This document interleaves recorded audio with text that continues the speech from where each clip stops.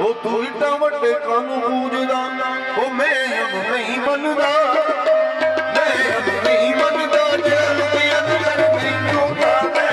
ਨਹੀਂ ਮੰਨਦਾ ਜੇ ਲੁਕਿਆ ਨਜ਼ਰ ਨਹੀਂ ਆਉਂਦਾ, ਮੈਂ ਨਹੀਂ ਮੰਨਦਾ ਜੇ ਲੁਕਿਆ ਨਜ਼ਰ ਨਹੀਂ ਆਉਂਦਾ, ਮੈਂ